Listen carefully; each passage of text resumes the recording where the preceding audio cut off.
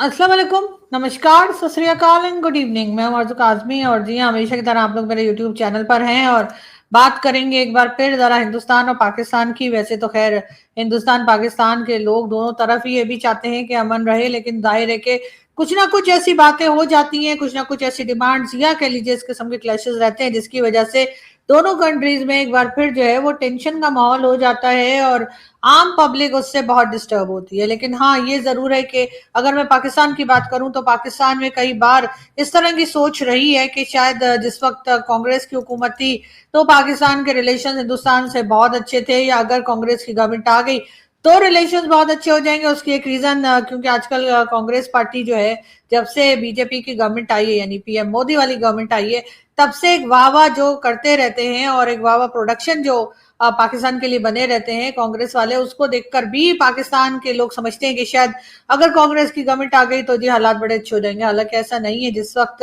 कांग्रेस की गवर्नमेंट थी, चाहे वो इंदिरा गांधी जी की हो चाहे वो राजीव गांधी जी की हो, उस वक्त भी पाकिस्तान के साथ रिलेशन जो थे वो कोई खास अच्छे नहीं थे।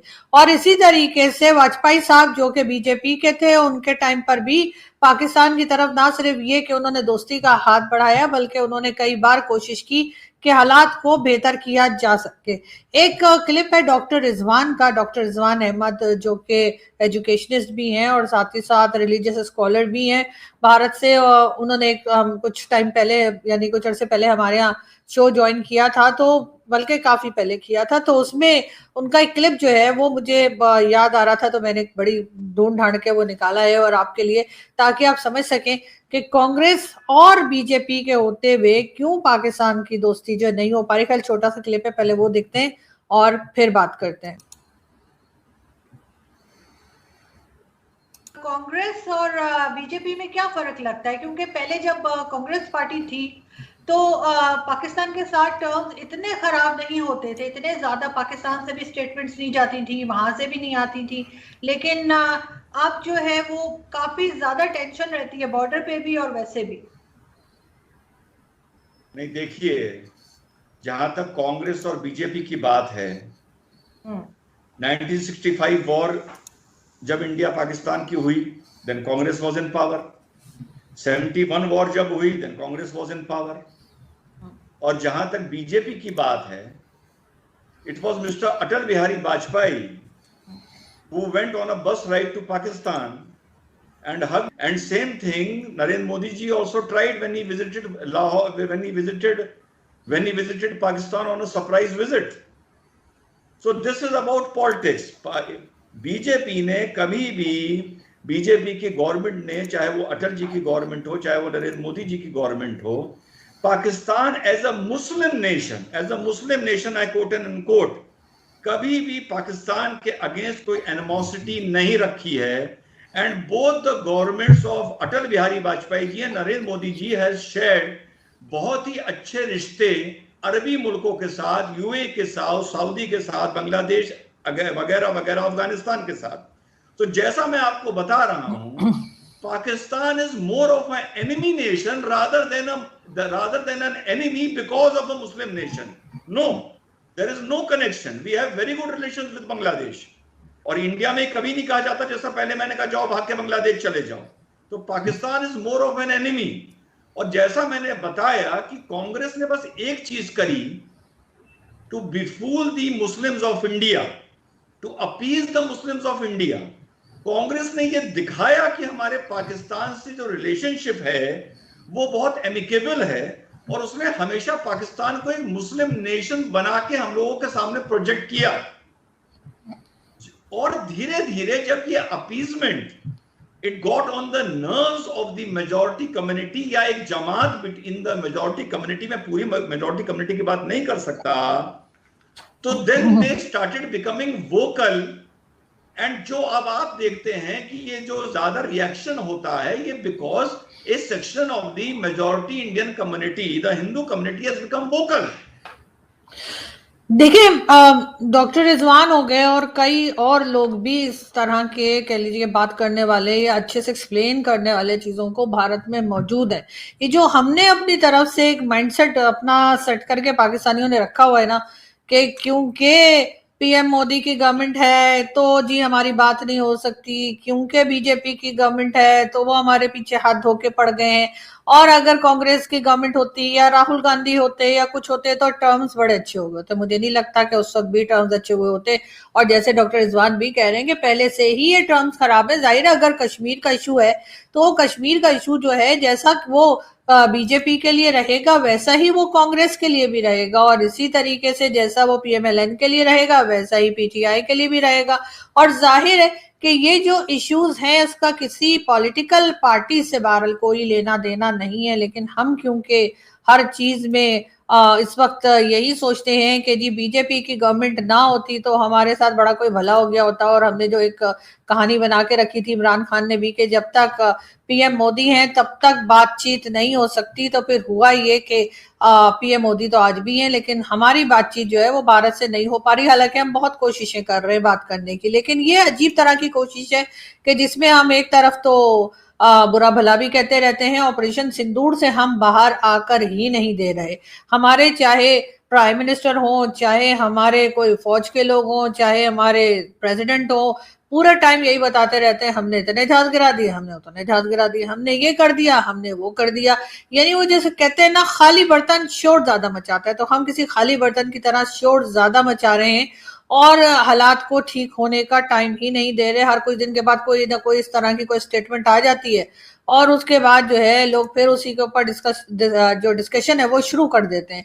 लेकिन खैर ऐसा नहीं है कि कुछ लोग ढंग की बात नहीं कर रहे, लेकिन खैर पहले हम जरा आसिफ अली जरदारी साहब की अगर बात करें तो जी हमारे जो आजकल प्रेसिडेंट हैं आसिफ अली जरदारी साहब, जी हाँ, उनका कहना ये है कि जी यानी उन्होंने जो नया स्टेटमेंट अपना दिया है उसके हिसाब से हम सब मिलकर एस्टेब्लिशमेंट के हाथ मजबूत करें, हम सब मुल्क को मजबूत बनाएंगे, भुट्टो की विरासत को आगे लेकर जाएंगे। सदर आसिफ अली जरदारी, जी आसिफ अली जरदारी साहब ने ये जो बात की है कि हम सब मिलकर एस्टेब्लिशमेंट के यानी पाकिस्तानी मिलिट्री एस्टेब्लिशमेंट के हाथ मजबूत करें, हम सब मुल्क को मजबूत बनाएंगे, भुट्टो की विरासत को आगे ले जाएंगे। कहने वाले ये भी कहते हैं कि इस तरह की बात इंसान या कोई भी उसी वक्त करता है अगर उसको बॉस ने बुलाकर ये कह दिया हो कि भाई बात ये है कि तुम्हारी जॉब हो गई है खत्म, अपना कोई बंदोबस्त कर लो और 1 या 2 मंथ की सैलरी तुम्हें एडवांस में दे दी जाएगी, उसके बाद जो है ऑफिस आने की तकलीफ ना करना, तुम्हारी जगह दूसरा आदमी जो है वो सेलेक्ट कर लिया गया है क्योंकि अब तुम्हारी जरूरत नहीं रही। क्योंकि जिस तरह की स्टेटमेंट आसिफ अली जरदारी साहब दे रहे हैं और ये जिसे कहते हैं कि नारे लगा लगा कर एस्टेब्लिशमेंट को, पाकिस्तान एस्टेब्लिशमेंट को, जिसको कि जो बेचारे बार बार ये कहते रहते हैं फौज के लोग हमें सियासत में घसीटा ना जाए, जी हमारा पॉलिटिक्स से कोई लेना देना नहीं है। और आसिफ अली जरदारी साहब उन्हीं की जो जिसे कहते हैं ना हंडिया लेके और बीच चौराहे पे पटक के उन्होंने तोड़ दिए, ये बोलकर कि जी एस्टेब्लिशमेंट के हाथ मजबूत करें। यानी कि सभी को पता है सर आपको किसने लाके बिठाया, सदर किसने बनाया है, प्राइम मिनिस्टर कौन लाता है, कौन ले जाता है, कौन फांसी पे लगा देता है या क्या हो जाता है। लेकिन खैर सर ऐसे खुल्लम खुल्ला बोला थोड़ी जाता है जैसे आप बात कर रहे हैं, लेकिन यहाँ पे उन्होंने बस नहीं की। एक वीडियो भी है छोटी क्लिप, वो भी मैं आपको दिखाना चाहूंगी आसिफ अली जरदारी साहब की। ना सोचते हैं, अपनी ताकत में मगन है। अल्लाह का फजल है कि हमने उसको एक हफ्ते की जंग में समझा दिया कि ऐसा आसान नहीं है।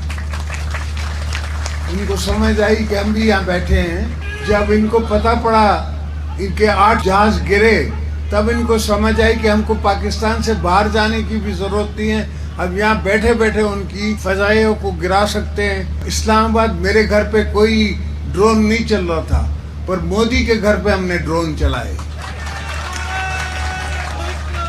ये हमारी अपनी सोच है, पीपल्स पार्टी की भी सोच है, पाकिस्तानियों की भी सोच है कि हम जरूरत से ज्यादा ज्यादती नहीं करते।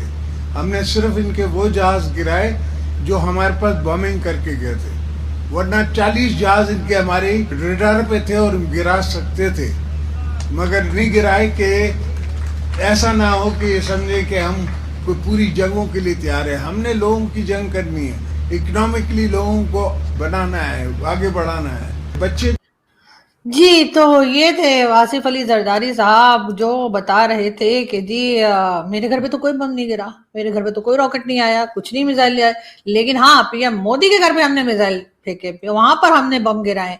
इस किस्म की बातें कर रहे हैं आसिफ अली जरदारी साहब। न जाने कहाँ से स्क्रिप्ट लेकर आते हैं, वैसे कहाँ से लाते हैं मैं क्यों पूछ रही हूँ, सभी को पता है कहाँ से लाते हैं।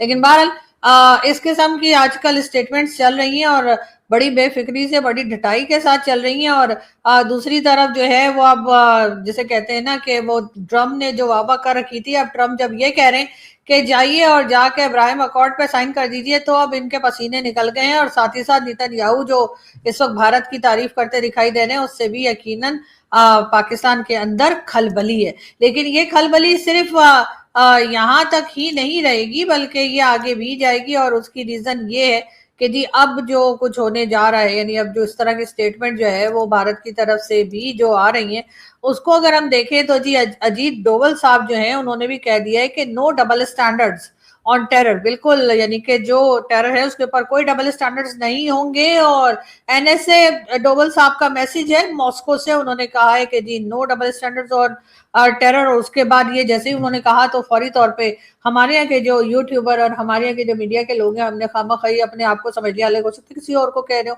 लेकिन जाहिर है वही, जैसे मैंने पहले वीडियो में भी कहा था कि चोर की दाढ़ी में तिनका, तो वही चोर की दाढ़ी में तिनका वाली कहानी यहाँ पे चल रही है। और हम जो है ये समझ के कि हमें धमकी दी गई है, अब यहाँ पर उल्टे सुलटे स्टेटमेंट जो है वो फौरी तौर पर चलने शुरू हो गए। यानी हमारे लोग ना इधर देखते हैं ना उधर देखते हैं, फौरन ही स्टेटमेंट देना शुरू कर देते हैं समझे बगैर बात को। और यहाँ पर भी इस वक्त ऐसा ही होता हुआ दिखाई दे रहा है। वैसे तो खैर भारत के साथ हम चाहते हैं कि रिलेशन सही हो, लेकिन साथ साथ हम कोई ऐसी बातें भी कर देते हैं जिसको सुनकर भारत को ऐसा लगे कि भाई इनको कॉर्नर पे ही रखो तो सही रहेगा। बहरहाल एक वीडियो देखते हैं, ऐसा नहीं कि हमारे यहाँ लोग तारीफ नहीं करते, भारत की बिल्कुल करते हैं और वहां की डेमोक्रेटिक गवर्नमेंट की भी तारीफ करते हैं। शब्बर जैदी साहब जो है इकोनॉमिस्ट हैं, पाकिस्तान में काफी उनको देखा सुना जाता है और भारत में भी उनको सुनते लोग। और उन्होंने जिस तरीके से एक्सप्लेन किया है भारत में डेमोक्रेटिक गवर्नमेंट को, मेरा ख्याल है हर पाकिस्तानी को सुनना चाहिए। और खास तौर पे उन लोगों को जो डेमोक्रेटिक गवर्नमेंट के नाम पर गवर्नमेंट्स लाते तो हैं लेकिन उन गवर्नमेंट्स को चलने नहीं देते। कि आप देखिए कि असल में वो जहाँ पे डेमोक्रेसी होती है वो कंट्रीज किस तरह से अपनी गवर्नमेंट्स को चलने देती हैं, बार बार उनको हटा नहीं देती, गिरा नहीं देती, या फिर उनको कह लीजिए कभी नो वोट कॉन्फिडेंस लाके, कभी कुछ लाके इस तरह से हटाया नहीं जाता।